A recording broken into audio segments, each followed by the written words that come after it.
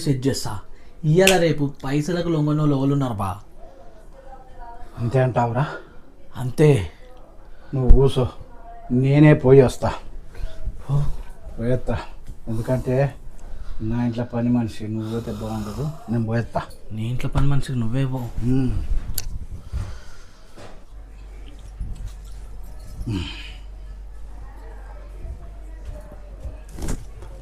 అయ్యగారు ఏనా కావాలా? ఏం లేదమ్మా, నీ పని అయిపోయిందా? అయిపోయిందండి. నీకు వీలైతే ఒక ఆమ్లెట్ వేసి పెట్టు. సరేనండి అయ్యా. సరేనా?